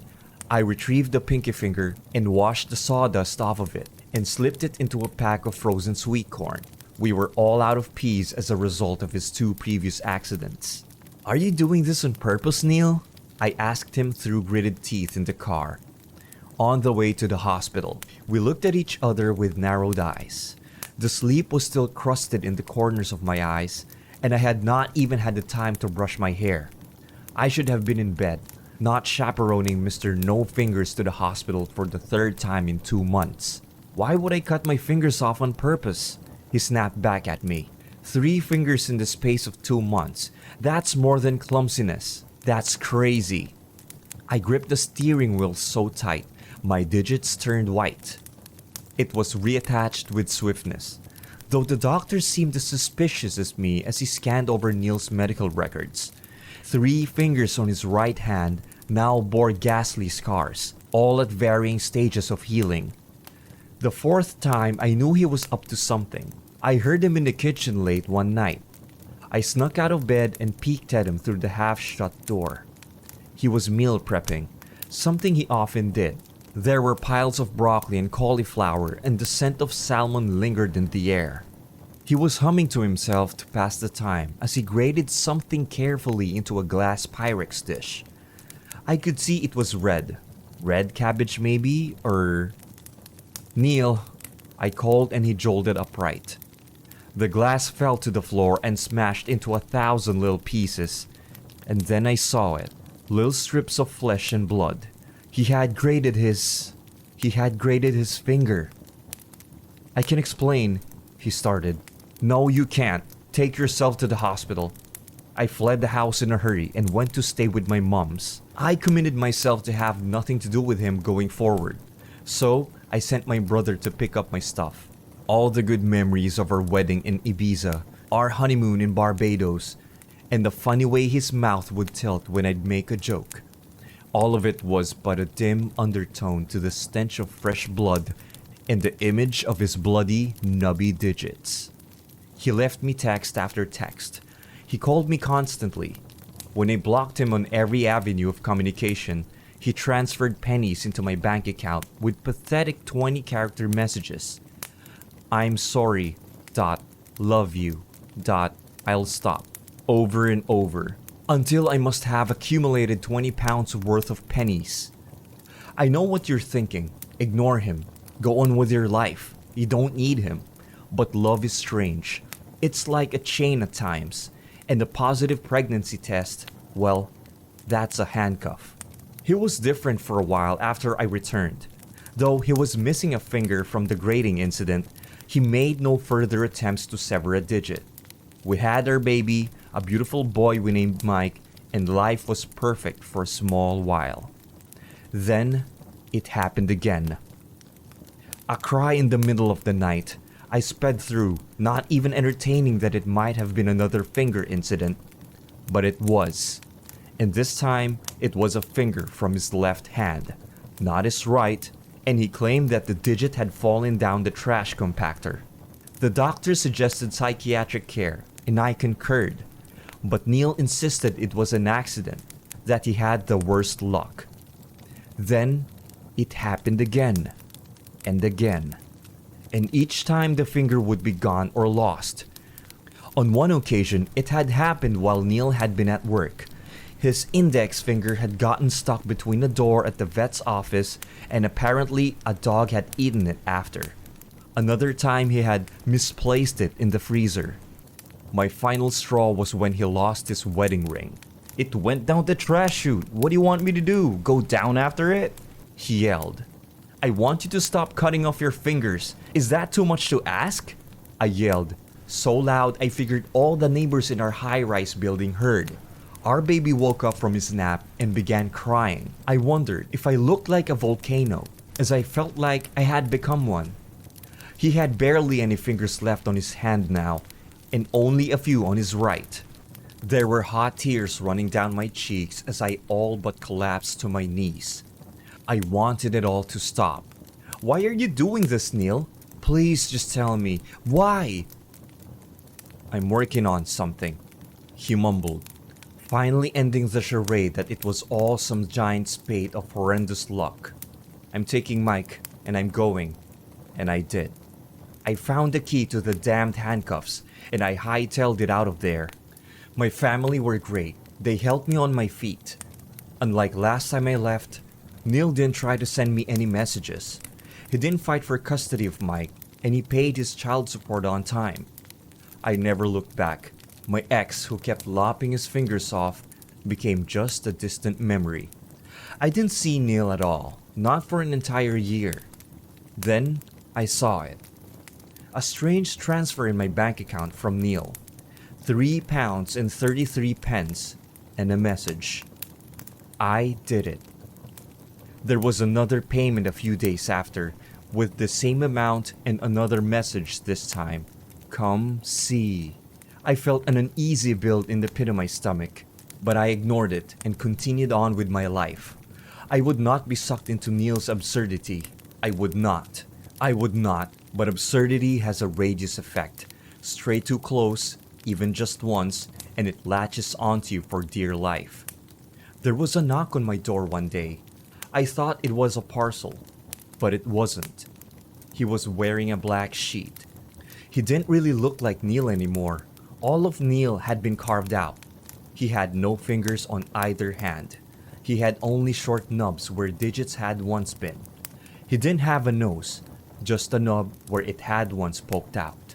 He had no ears, just small little lumps with holes in the middle.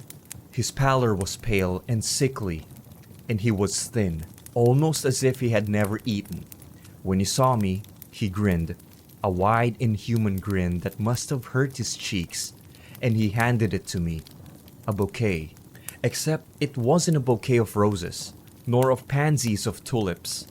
Nothing nice was in that bouquet. When I saw it, I felt my grasp on reality drift from me. All these years, all of these sleepless nights wondering why he had done it. Why did he cut his fingers off? Why? Even then, I looked upon the culmination of his life's efforts. I don't think I got any closer to knowing. A bouquet of rotten fingers was thrust into my arms with nubby hands. They were each of them stuck in skewers and tied with a florist ribbon. The skin had been degloved from the bone, peeled and scraped into tiny little petals that twisted round in their rotten absurdity to resemble something like roses. At the center of the macabre mess was a wedding ring, with blackened pieces of rotten flesh crusted into its dull gold veneer. I slammed the door in his face and thrust the bouquet back at him.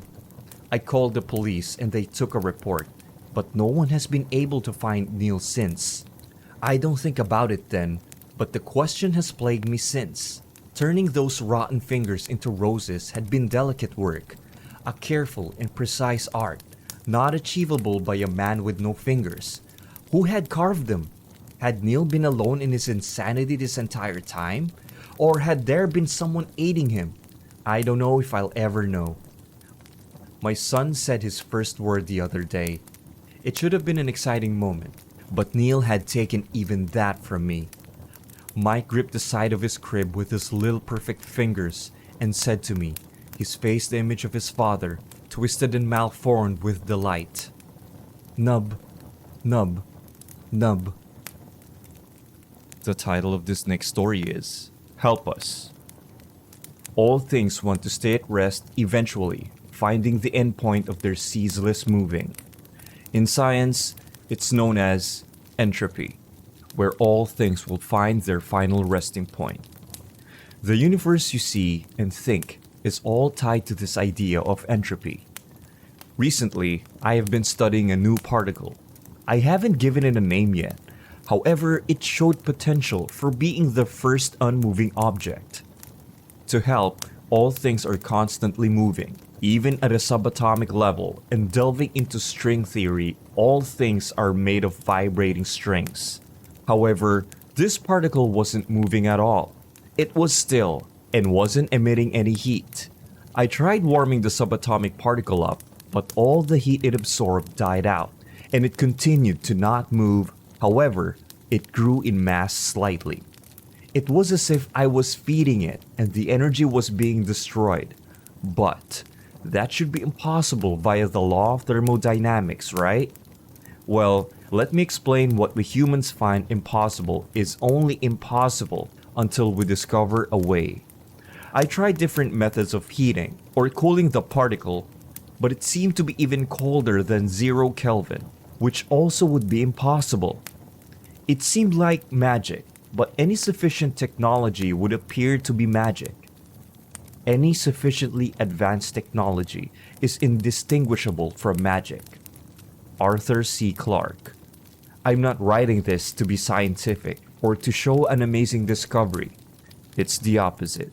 I am terrified that this thing exists in our universe, a particle that gets larger and ignores the law of thermodynamics. Let me explain why. So, when I was conducting more tests, I was feeling weak at this point. The particle, which was subatomic, was now the size of a carbon-16 atom. It kept growing, and as it grew, I got weaker and weaker. I thought it would just be because my sleep schedule is non-existent because of this thing. So, I decided to go to bed and take a nap. This will pass, I'm sure. When I awoke, I was feeling more tired and had a massive migraine. After taking some headache medicine, I got myself some coffee and walked to the lab. To my horror, the entire table was gone. It was as if this thing absorbed it and broke it all down. In place of my table, which I experimented on, it was a small child staring into the wall and covered in a blanket. I didn't know how to act, as if this was all too much. I just walked back into the foyer and locked the door. I sat down breathing heavily, as this didn't feel like a normal child, but more like an empty creature. Something that was born from nothing, a blank canvas to grow. It wasn't malicious or scary, it was just itself. Moments later, after calming down, the child knocked on the door, asking to be let out. What are you? I shouted in fear. I am nothing. I am entropy. You are my father. Please help me. I never had a child, let alone even dated a female. I stood up and cautiously opened the door. My hands were shaking as I creaked it open, and the child was staring at me. It had no face or features. It was like a mannequin or graphic art of a human. It was pure white from head to toe and was living and breathing. It had no eyes, but I felt its gaze. It had no mouth, but I heard its voice. This blank canvas wasn't human. Please, Father, help me. The thing reached out and grabbed my hand. However, I pulled back in pain. I backed away holding my wrist and ran out the door. I quickly got into my car and drove a state away. I am now in a motel in the middle of Kansas, and I'm the only resident here. The worst part was when the thing touched my hand, it turned my hand pure white. No skin, scars, or feelings, just a quick jolt of pain. I can still move it, but I don't feel pain or bleed. Inside a motel, I stabbed my hand over and over, chopping off bits and pieces. But with every bit I removed, it grew back and seemed to spread. My whole arm is currently all white. I want to sleep, but the child is outside my window and is staring at me. I won't last much longer. Perhaps this is what happens when you discover something you shouldn't have. I fear I awoke up a sleeping giant and doomed us all. If you see a blank-faced child, run. Don't look back and don't help it. It's not your child. It's my child. Please, help me. I need help. I can't feel the pain. I need help. Help me. Help me. Help me. Help us. The title of this next story is My Brother is the One to Blame. I used to look up to my older brother. Matt was smart, handsome, athletic, and the kindest person you'll ever meet. Everyone wanted to be him, and all the girls wanted to be with him. Matt truly had it all. That was until he met her, his girlfriend, Samantha. They started dating in their senior year of high school. The two most popular kids at school who were meant to be. He was in love with her, and he spent every waking moment attending to her every need. His love soon turned into a sick obsession. Matt and Samantha set out for a university a few cities away. My family and I hadn't heard from him in months, but we assumed he was simply preoccupied with college. It was nearing the end of spring when the whole world flipped upside down. I'll never forget coming home from school and seeing my parents seated at the kitchen table. My mom was crying her eyes out, while my father sat there blankly staring at my mother's phone. "Mom, what's going on?" I asked reluctantly. My mother tried to compose herself, but ended up crying even harder. My father cleared his throat, and with a wavering voice, he said, "Your brother." He paused for a moment to think over his next few words. "Something happened to your brother." My heart sank when the words left his mouth. I thought that Matt had died, but after hearing what happened, I wished that he did. Samantha's friends had noticed that she hadn't been to her classes and had gone to check on her. She shared a small apartment with Matt near campus, and when they arrived, they could hear sobbing from inside. There was no response after knocking several times and calling out Matt and Samantha's names. Their concerns grew by the second, so after a few more failed attempts, they eventually called the police. When the cops arrived, they were able to force the door open, and inside the once happy lovers' home was a scene from a horror movie. Pictures of the couple were strewn across the floor, furniture was toppled, and crying could be heard from the bedroom. The officers on the scene found my brother covered in blood, hunched over Samantha's corpse, and her abdomen had countless stab wounds. He was quickly arrested, and the police conducted a very thorough investigation of what happened. Inside Samantha's phone and laptop were a collection of evidence of Matt's abuse towards her. There were pictures of bruises and cuts on her body, along with detailed descriptions, along with timestamps of what he did to her. She talked about how he would get jealous of her talking to other men, and how angry he would get when she would try to have a moment away from him. She went on to say that he had repeatedly threatened to kill her if she even considered leaving him. The worst part was a video. A hidden camera in their bedroom captured a horrifying assault scene. Throughout the interrogation, Matt was almost catatonic, refusing to answer any of the police questions. My parents pleaded with him to explain his actions, but he remained deafeningly silent. The love for my brother turned into scorn. One by one, the people around him expressed their hate for him, calling him a murderer and wishing him to be put down. My family tried to support him despite what the public thought of us, but it was a heavy weight that was slowly crushing us. My parents became the people that gave birth to a monster, and I was the little brother to a demon. I used to look up to my brother, but I wished every single day that he would just disappear. The investigation eventually came to an end. They gathered all of the evidence and they were ready for the trial. My parents went to great lengths to find the best lawyer for my brother's case. After a tense week, it was determined that Matt, well, he was innocent. They ruled out suicide, but how could someone do that to themselves? Despite all of the evidence, my brother was able to flee freely. I couldn't believe it. I had prayed so desperately for Matt to be arrested, to be held accountable for his actions. As I watched Samantha's parents cry in front of me, tears welled up in my eyes. Matt just stood there staring as Samantha's father cursed him to go to hell. After that, we simply went home, and Matt had since locked himself in his room. He stopped attending school and refused to leave the house. A few years had passed since then, and I was preparing to start college while Matt continued his exile in his bedroom. After all this time, I would barely see him, even though we lived under the same roof and his room was just across the hall from mine. My parents still felt the need to take care of him, so they would always leave food outside his door. Every now and then, they would ask me to go check on him, but there would be no response. There was just silence beyond that door.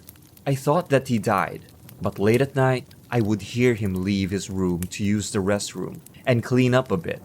I felt disappointment each time I heard his footsteps go through the house. One night, I caught a glimpse of him. I only saw his silhouette in the dark hallway.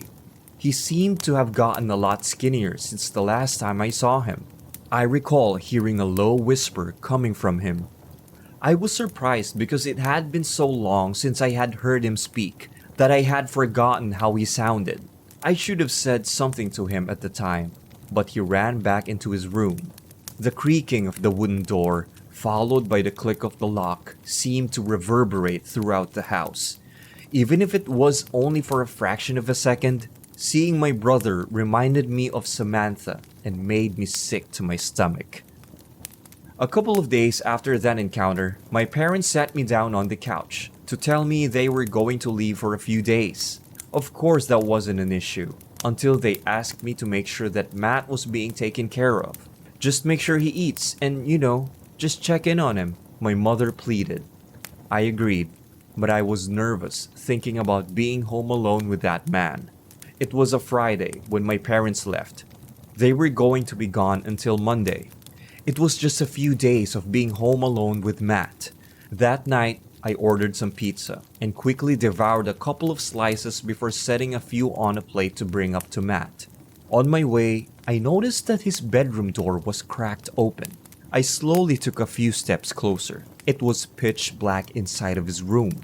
I strained my eyes to try and peek through the darkness when a pale, gaunt face emerged. I jumped and the paper plate I had in my hand fell to the floor. I looked down to see the mess I had made and looked back to see that Matt's door was closed. Fuck, man. I cursed under my breath as I set the food back onto the paper plate. I left and came back with a new plate of food and placed it on the side of his door. I knocked on Matt's door and called out, "Hey, I brought you some food. Just eat when you want, I guess." I expected to hear silence, but I could hear whispering coming from inside of his room. I decided to leave him alone and went straight to my room. I spent the rest of the night lying in bed listening to music until I fell asleep. That night, I dreamt of Matt's white mask-like face staring at me from the end of my bed. The next day went by like normal. I got some errands done, talked with some friends, and played some video games. It wasn't until that night that I noticed that the plate of food I had set aside for Matt last night was left untouched outside his door. I called out to him, "Matt, you should eat." I stood there for a moment, but there was no response. Then I knocked on his door, and when my fist made contact with the wooden panel, it slowly pushed it open. I could hear crying from somewhere inside his bedroom's darkness. As I called out, "Matt?" I felt a wave of dread wash over me.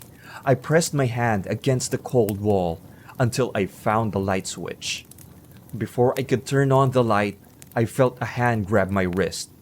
Matt's face was barely illuminated by the light from behind me. as he stared at me with a terrified expression on his face. I was close enough to see the outline of his cheekbones beneath his pale skin. His hair was a tangled mess that flowed down the side of his head, and his eyes were bloodshot. His face twisted from fear to pain as he let out an agonized wail. "I'm sorry!" he screamed, and I looked in horror as a set of pale hands grabbed his shoulders to pull him backwards into the dark. My heart sank into my stomach, and I quickly retreated to slam the door shut. I couldn't comprehend what I had just seen.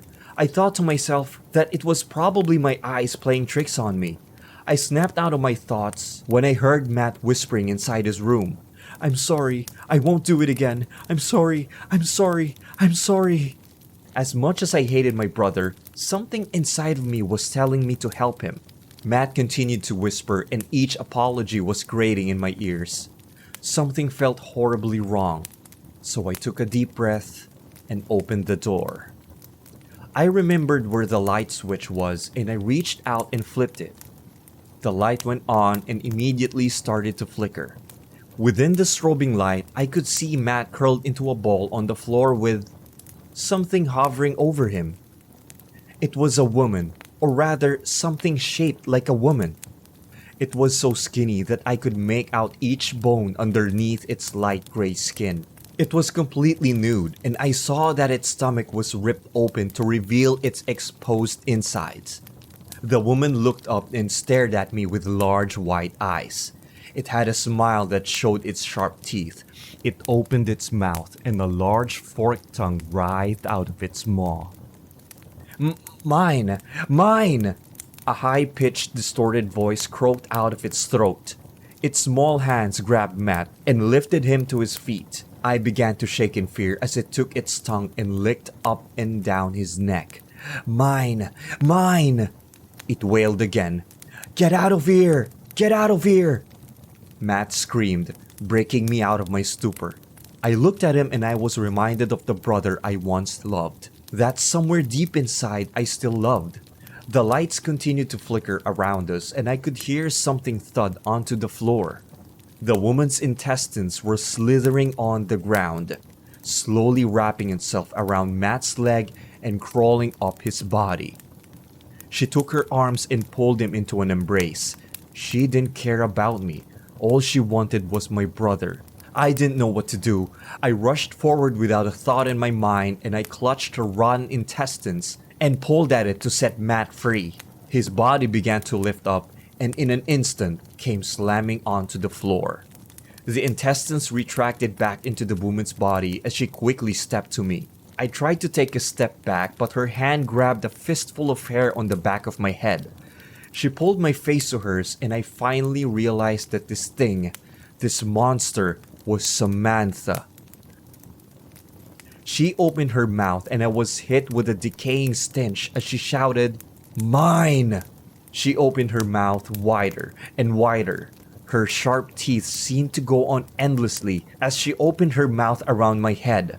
Slowly, she began to bite down, the ends of her fangs slowly piercing my skin. My skull felt the pressure of her teeth effortlessly sinking into it. "Stop it! Just take me!" Matt whispered at our feet. My gaze went down to see him grabbing her ankle. "Just end it, please," he said. She removed her mouth from my head and bent down to look at Matt. She let out a terrible squeal of delight as she began to sink her hands into his chest. Blood began to spray out of his open torso and he screamed. His screams were so horrible as she slowly, carefully removed his beating heart. She stood up and started at the throbbing organ in her hands. Her eyes upturned into glee. She took a free hand and stabbed it into her chest. The sound of her ribs snapping filled my ears.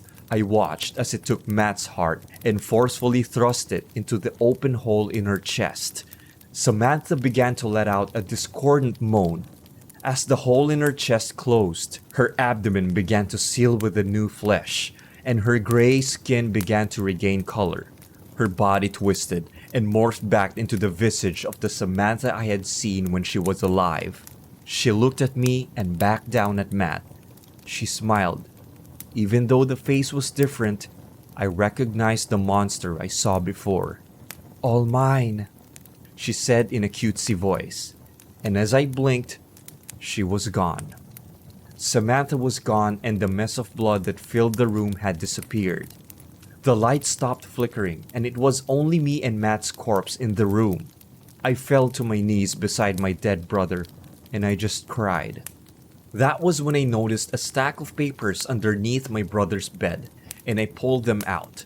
The papers were detailed of what had actually happened between Matt and Samantha.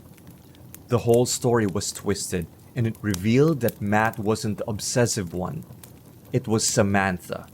She was the one that threatened him if he would leave, and he was the one that felt powerless to her demands. That video of the assault was a complete fabrication.